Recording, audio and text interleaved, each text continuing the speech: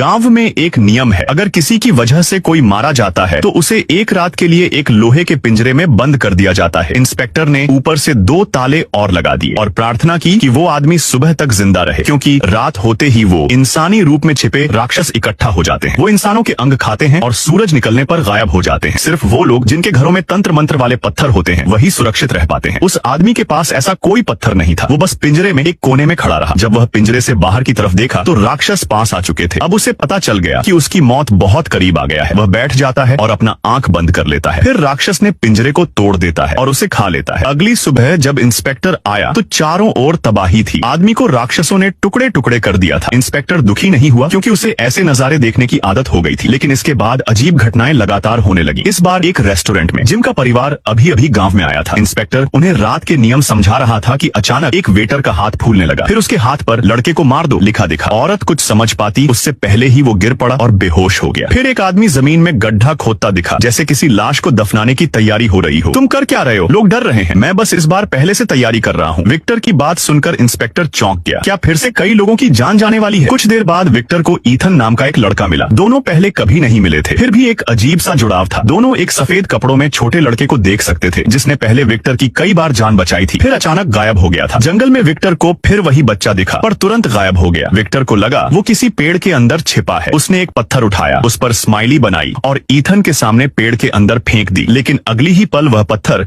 आसमान से गिरकर वापस आ गया। विक्टर ने कहा कि ऐसे पेड़ बहुत हैं, लेकिन ये पेड़ उसने पहले कभी नहीं देखा। तभी विक्टर को सिर में तेज दर्द हुआ। कुछ बुरा होने का एहसास हुआ। उसी वक्त जिम और उसकी पत्नी को पता चला कि उनका बेटा गायब है। वो दोनों उसे ढूंढने जंगल पहुंचे, लेकिन वहाँ उन्हें जंगली कुत्तों ने घेर लिया। तभी गोली चलती है। विक्टर और ईथन आ चुके थे। बेटे को सही सलामत देखकर दोनों राहत की सांस लेते हैं, पर उन्हें पता नहीं कि असली खतरा अब उनके बेटे के पास आ रहा है। घर लौटकर वो आराम नहीं करते, बल्कि गांव छोड़ने की योजना बनाते हैं। उन्होंने दीवार पर सारे सवाल लिख दिए, लेकिन अब तक उन्हें यह नहीं समझ आ रहा कि वे यहाँ क्यों हैं। उधर वेटर अब ठीक हो चुका था। डर के कारण उसने डॉक्टर को सच नहीं बताया। सारा नाम की वह वेटर चुपचाप एक मरीज के पास गई और उसकी गर्दन में चाकू घोंप दिया। फिर बड़बड़ाने लगी, जैसे किसी राक्षस से सौदा कर रही हो। थोड़ी देर में नर्स आई। उसने लाश देखी और डर कर भाग गई, लेकिन मुड़ते ही देखा कि दरवाजा खुला है और वो राक्षस अंदर आ चुके हैं। अगले दिन डिप्टी इंस्पेक्टर टीम लेकर पहुंचा। जमीन पर तंत्र पत्थर गिरा था। घर में सिर्फ मरीजों के टुकड़े बचे थे। नर्स भी मारी जा चुकी थी, पर किसी ने सोचा भी नहीं था कि ये सब करने वाला कोई आउटसाइडर नहीं, बल्कि अपना ही इंसान है। सारा अब डॉक्टर के घर पहुंच चुकी थी। उसे मारकर वो राक्षसों से किया सौदा पूरा करना चाहती थी, ताकि इस डरावनी जगह से निकल सके। उसे नहीं पता था कि राक्षसों के लिए वो भी सिर्फ एक मोहरा थी।